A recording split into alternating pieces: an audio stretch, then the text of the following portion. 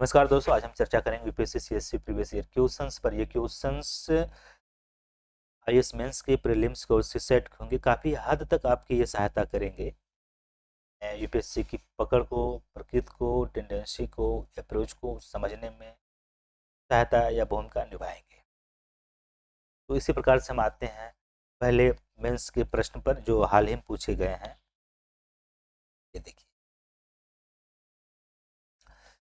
कि उपयुक्त उदाहरण सहित कार्य प्रवेश के संदर्भ में जबरदस्ती और अनुचित प्रभाव में अंतर स्पष्ट करना है। बात बताते चले, जब मैं गया था इस बार लखनऊ आईएएस मेंस का पेपर देने, हमने ये देखा ये प्रश्न तो हमको काफ़ी महसूस हुआ, काफ़ी हद तक महसूस हुआ कि यूपीएससी यूपीएससी का जो अप्रोच है, प्रकृति है, काफ़ी ज़्यादा समाज से जुड़ाव हो गया है, जुड़ाव बढ़ गया है और व्यवहारिक हो गया है कि ज़बरदस्ती और अनुचित प्रभाव डायरेक्ट लिंकअप करता है समाज और व्यवहार से। तो इसी के बारे में देखेंगे कि अनुचित प्रभाव होता क्या है, अनुचित प्रभाव और ज़बरदस्ती होता क्या है। ज़बरदस्ती की बात करें, अगर किसी व्यक्ति या संस्था की इच्छा के विरुद्ध कोई कार्य करवाया जाए बल, धमकी और बलपूर्वक से, तो वह ज़बरदस्ती कहलाता है। पर अनुचित प्रभाव किसी व्यक्ति या संस्था के निर्णय में हेरफेर करने के लिए, बदलाव करने के लिए किसी थर्ड पार्टी का किसी दूसरे व्यक्ति की सहायता या उसके अधिकारों को शोषण किया जाए, तो यह अनुचित प्रभाव हो गया। अब यहाँ पर आंसर में लिखेंगे भी उसी प्रकार से कि हाँ ये ज़बरदस्ती, हाँ, लेकिन बात ध्यान रखिए जो मुख्य शब्द हैं उसको अंडरलाइन कीजिए। जैसे यहाँ पर बल और धमकी, बल और धमकी को अंडरलाइन करना ना भूलें, अंडरलाइन कीजिएगा। और अनुचित प्रभाव में अंडरलाइन करने के लिए आप यहाँ पर अंडरलाइन करने के लिए करेंगे कि उनके निर्णय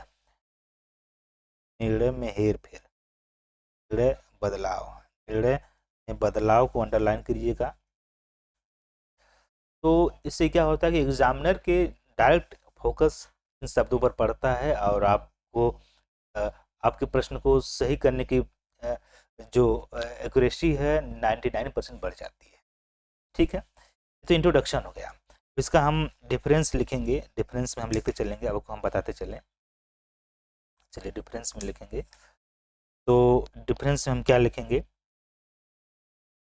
तो एक तरफ कॉलम बनाएंगे, कॉलम में एक तरफ लिखेंगे जबरदस्ती और एक तरफ लिखेंगे हम अनुचित प्रभाव, अनुचित प्रभाव, अनुचित प्रभाव। ठीक है, जबरदस्ती में जैसे प्रभाव की प्रकृति क्या है, पहला डाल लेंगे कि प्रभाव की प्रकृति क्या है। प्रभाव प्रकृति है कि बल और धमकी से किसी की इच्छा के विरुद्ध कार्य करवाया जाता है। जैसे किसी को अरेस्ट करके या फिरौती मांगना, ब्लैकमेल करना या मारने की धमकी देना, तो ये ज़बरदस्ती हो जाता है। वहीं पर इसमें हम बात करें अनुचित प्रभाव में किसी के निर्णय में हेरफेर करने के लिए जटिलतापूर्वक या चालाकीपूर्ण उनके अधिकारों का जो है निर्णय में हेरफेर करते हैं। ठीक है, ये अनुचित प्रभाव हो गया। अब दूसरा क्या है, दूसरा है कि कानून की इसमें कानून की स्थिति क्या है। ज़बरदस्ती में कानून की स्थिति यह है, तो ये डायरेक्ट ये अवैध है, ये अपराध है, ज़बरदस्ती अवैध है। कानूनी स्थिति ये इसको लिखेंगे कि ये अवैध है। और अनुचित प्रभाव क्या है, अनुचित प्रभाव देखेंगे ये हमेशा अवैध नहीं रहता है, अनुचित प्रभाव हमेशा अवैध नहीं रहता है। तो ये हमेशा जो है यहाँ पर हमेशा अवैध नहीं रहता है, इसमें कभी कभी लेकिन चेतावनी देना, लेकिन चुनौती इसमें दी जा सकती है। लेकिन चुनौती ये आप मना कर सकते हैं कि देखिए आप हमारे कार्यों में हस्तक्षेप न करें, इनडायरेक्ट रूप से, अप्रत्यक्ष रूप से हस्तक्षेप न करें या हमारे संबंधियों में हस्तक्षेप न करें जिससे हमारे निर्णय में हेरफेर न हो। तो ये अनुचित हो गया। अब उसके बाद जो है तीसरा हम बताएंगे कि मनोवैज्ञानिक प्रभाव क्या है, मनोवैज्ञानिक प्रभाव क्या पड़ते हैं ज़बरदस्ती पे। तो यहाँ हम बताएंगे मनोवैज्ञानिक प्रभाव तीसरे पे कि वैज्ञानिक प्रभाव की अगर ज़बरदस्ती होता है कि अगर आपको तत्कालिक रूप से भय पैदा हो जाएगा, डर पैदा हो जाएगा, चिंता होने लगेगी, तनाव होने लगेगा कि आपको कोई मार देगा, यह करेगा वह करेगा, तो इसमें भावनात्मक रूप से संकट पैदा हो जाता है ज़बरदस्ती में। वहीं पर बात करें अनुचित प्रभाव में, अनुचित प्रभाव में हम जब हम बात करते हैं तो अनुचित प्रभाव में यह होता है कि दीर्घकालिक दीर्घकालिक जो है आपके दीर्घकालिक मनोवैज्ञानिक का जो है प्रभाव का इम्पैक्ट पड़ता है। दीर्घकालिक मनोवैज्ञानिक का जो है मनोवैज्ञानिक रूप से इसका इम्पैक्ट पड़ता है। धीरे धीरे आपको कोई शोषण कर रहा है इनडायरेक्ट रूप से, तो धीरे धीरे ही मालूम चलता है ना भैया, वो आपके कार्य में वो जो है दूसरे व्यक्ति को मना किए, जिसके कारण आपका निर्णय जो है बदला। धीरे धीरे इम्पैक्ट, दीर्घकालिक मनोवैज्ञानिक इसमें आपकी मनोवैज्ञानिक प्रभाव पड़ता है। इसके कारण जब प्रभाव स्पष्ट रूप से पड़ने लगता है तो विश्वास में, आत्मविश्वास में या विश्वास में क्षय होने लगता है, कमी होने लगता है। तो ये था। और चौथा आप इसमें अंतर डिफरेंस लिखेंगे कि इनकी क्या है, इनकी रिपोर्टिंग व्यवहार क्या है, कि रिपोर्टिंग व्यवहार क्या है। तो रिपोर्टिंग व्यवहार में लिखेंगे आप इनकी रिपोर्टिंग व्यवहार में, चौथा में, कि रिपोर्टिंग व्यवहार में जबरदस्ती कोई करता है तो आप इसमें तुरंत आप रिपोर्ट करने की संभावना अधिक बन जाती है, कि आप तुरंत जाकर कर सकते हैं कि भैया हमको यहाँ पर मारने की धमकी आई है, यहाँ पर मुझे जबरदस्ती कार्य कराया जाता है या बेगारी कराया जाता है, तुरंत आप रिपोर्ट कर सकते हैं, FIR दर्ज करते हैं पुलिस थाने में या हाई कोर्ट में जाकर जो है इसकी बेगारी का जो है PIL आपको रेड दायर कर सकते हैं। उसके बाद अनुचित प्रभाव में ये जो रिपोर्टिंग की होती है तो ये संभावना बहुत ही कम होती है, संभावना होती ही नहीं है। अगर अगर अगर कोई ज़्यादा अगर आपको महसूस होने लगा कि नहीं ये अनुचित प्रभाव से इंटरलिंक कर रहा है, तो आप तो उसे चेतावनी दे सकते हैं, चुनौती दे सकते हैं। तो इसमें रिपोर्टिंग करने की संभावना कम होती है। और इसमें पांचवा में है कि हम बात करें कि कार्यस्थल पर क्या इसकी स्थिति होती है, तो कार्यस्थल पर ये स्थिति होती है कि इसमें आपको एक तरीके से कहा जाए तो कानूनी और जो सामाजिक है, जो व्यवहारिक है, में तुरंत उसका उल्लंघन किया जाता है। कानूनी सामाजिक रूप से इसमें जबरदस्ती में उल्लंघन किया जाता है, जबकि अनुचित प्रभाव में अप्रत्यक्ष रूप से धीरे धीरे कानूनी रूप से उल्लंघन के संभावित उल्लंघन किया जाता है और अनैतिक व्यवहार किया जाता है, जबकि इसमें जबरदस्ती में नैतिक और कानूनी का स्पष्टतया उल्लंघन किया जाता है। अनुचित में अनैतिक का कार्य अनैतिक रूप से धीरे धीरे मतलब इनडायरेक्ट रूप से किया जाता है और कानूनी का जो है संभावित कम उल्लंघन कम किया जाता है। ठीक है, तो यह अंतर रहे हैं। जैसे प्रश्न पूछा गया था अभी 2023 में कि जबरदस्ती और अनुचित प्रभाव में अंतर स्पष्ट करें, एथिक्स का प्रश्न था केस पेपर 4 का। ठीक है, इस प्रकार हम अगले प्रश्न पे आते हैं। तो मेंस का था, ये देखिए प्री का गया। प्रीलिम्स का प्रश्न है आपके समक्ष हमने प्रस्तुत किया। ये देखिए भी पूछा गया है। ये ओके ओके ओके ओके, क्या बताएंगे आप इसमें, इस प्रश्न को आप क्या बताएंगे? इस प्रश्न में है कि निम्नलिखित में से कौन सा से लक्षण सिंधु सभ्यता के लोगों के लिए सही चित्रण करता है? देखिए सिद्ध चित्रण करने के लिए उनकी विशाल महल और मंदिर होते थे, तो ये गलत है, ये बिल्कुल गलत है। क्यों? उनके पास विशाल भवन तो पाए गए हैं, मोहनजोदड़ो, हड़प्पा, लोथल, विशाल भवन पाए गए हैं, लेकिन ये विशाल भवन अन्नागार के लिए हो सकते हैं, भंडारागार के लिए हो सकते हैं, सभा भवन हो सकते हैं थे जो है, लेकिन मंदिर का साक्ष्य प्रमाण नहीं प्राप्त हुआ कि नहीं कि मंदिर ही हुआ, भवन थे, मंदिर ही थे, तो यह गलत हो गया। और वे देवियों और देवताओं की दोनों की पूजा करते थे, यह सत्य है, क्योंकि मातृ देवी और पुरुष देवता, पशु वृक्ष की पूजा, प्रकृति की पूजा, पशुओं की पूजा, योनि और लिंग की पूजा तो की जाती थी, तो इसलिए यह है, इसके साक्ष्य भी मिले हैं, मुहरों पे प्रतीक मिला हुआ है, तो ये दूसरा ऑप्शन सही है। और तीसरे में देखते हैं कि वे युद्ध में घोड़ों द्वारा खींचे गए रथों का प्रयोग करते थे।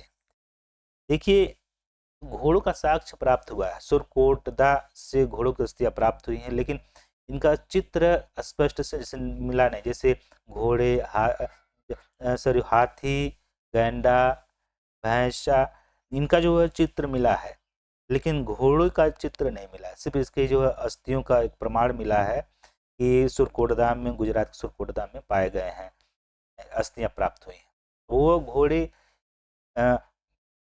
पालतू बनाए गए थे कि नहीं बनाए गए थे, ये प्रमाण नहीं मिला है। इसके अगर पालतू बनाए जाएंगे या तभी तो रथों को खींचेंगे, तो इसलिए स्पष्टता प्रमाण न होने की वजह से तीसरा भी गलत हो जाता है। तो 1 और 3 गलत है, केवल कौन सा सही है। वैसे अगर आप यहाँ पर एलिमिनेटेड मेथड लगाएंगे तो पहला गलत हुआ, जो पहला गलत हुआ तो यह गलत हो गया, तो बचा दूसरा, तो दूसरा ही सही हो जाएगा। तो ये है, क्योंकि दूसरा सही है, तो आपको तीसरे कथन की आवश्यकता पड़ने की ना पड़ेगी, इस समय बचत होगी, इसलिए जो है ऑप्शन नंबर इज राइट, केवल 2। आइए तीसरे चलते हैं, ये प्रीलिम्स का, और इसके बाद आते हैं हम तीसरे पे। तीसरा जो है देखिए, ये सीसैट का है, कंप्रेंशन परिच्छेद का, 2022 में ही पूछा गया है कि अधिकांश लोग जो अपनी ज़रूरतों के लिए पर्याप्त धन संचित करने में असफल हो जा रहते हैं, पर्याप्त धन संचित करने में असफल रहते हैं। सामान्य तौर पर दूसरों की राय से आसानी से प्रभावित होते हैं।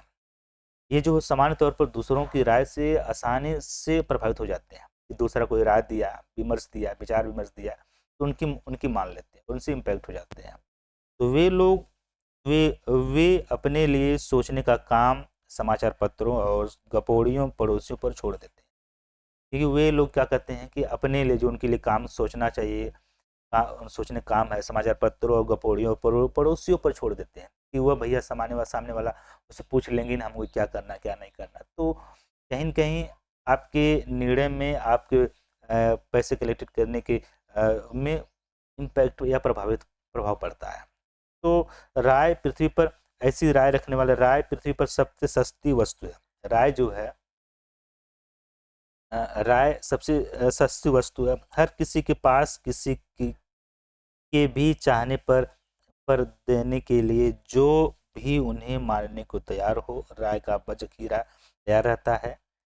जब आप किसी निर्णय पर पहुंचते समय लोगों की राय से प्रभावित होते हैं, तो आप किसी भी उपक्रम में सफल नहीं हो सकेंगे। तो ये परिच्छेद था कि इस परिच्छेद के आधार पर आपको प्रश्न का जवाब देना था, पूछा गया था सीसेट में। क्योंकि सीसेट में लगभग 50% कंप्रेंशन ही पूछता है, परिच्छेद ही पूछता है। अगर आपको परिच्छेद सही तरीके से हल करने आएगा तो मैथ रीजनिंग ज़्यादा पढ़ने की आवश्यकता नहीं पड़ेगी। तो देखिए इस प्रश्न में क्या पूछा है कि इस परिच्छेद में निम्नलिखित में से क्या उपलक्षित क्या है। तो क्या है कि आप लोग देखिए यहाँ पहले कि अधिकांश लोग अपनी ज़रूरतों के लिए धन संचित नहीं करते हैं, तो गलत हो गया। अधिकांश लोग तो ज़रूरतों के लिए धन तो इकट्ठा करेंगे, में जो परिच्छेद में जो बातें कही गई, अधिकांश लोग अपनी ज़रूरतों के लिए धन संचित करने में कभी असफल नहीं रहते हैं। अधिकांश लोग अपनी ज़रूरतों के लिए धन संचित करने में कभी असफल नहीं रहते, ये भी गलत हो गया।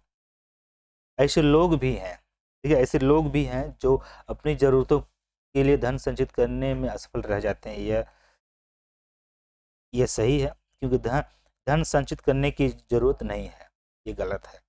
क्योंकि ऐसे लोग जो दूसरों की राय से, इसमें क्या है कि जो दूसरों की राय से विचार विमर्श से प्रभावित होते हैं, तो उनका कहीं न कहीं उनका जो डिसीजन है, उनकी जो है राय, उनका अपने हिसाब से कार्य करने का तरीका है, वो प्रभावित होता है। तो वह धन संचित करने में प्रभावित होते हैं या असफल रह जाते हैं।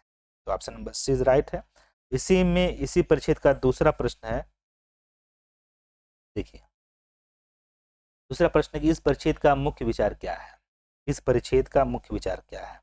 लोगों को दूसरों की राय से प्रभावित नहीं होना चाहिए, पहला है। लोगों को यथासंभव अधिकाधिक धन संचित करना चाहिए। लोगों को न तो राय देनी चाहिए न लेनी चाहिए। लोग किसी भी उपक्रम में सफल हो जाएंगे अगर वे किसी की राय बिल्कुल न लें। लोग इसमें तीनों ये ऑप्शन है, ये ऑप्शन है, ये ऑप्शन है, ये गलत है। ऑप्शन नंबर ए राइट है, क्योंकि अगर आप लोगों के या दूसरों लोगों को दूसरों की राय से प्रभावित नहीं होना चाहिए। या आपको अगर उचित लगे कि हाँ इनकी राय आपकी राय से, आपके विचार से मेल खाती है, आपके कार्य से मेल खाती है तो ले, अगर नहीं मेल खाती है तो उसे लेना बंद कर दे, क्योंकि आपको धन संचित करने में परेशानी होगी इस परिच्छेद के अनुसार। तो option number A is right है। ठीक है दोस्तों, यह था प्रश्न थे। आपको समझ में आया होगा कि नहीं, मेंस में किस प्रकार से प्रश्न पूछे गए हैं, प्रीलिम्स में किससे पूछे गए हैं, सीसेट में कैसे पूछे जा रहे हैं। तो दोस्तों आज के लिए यही क्लास। अब कल के लिए जो है इसी यूपीएससी के नेचर और प्रकृति की और पर्पस को समझने के लिए अलग अलग प्रश्न होंगे जो है मेंस, प्रीलिम्स को सीसेट करते। नमस्कार, बाय एंड टेक केयर।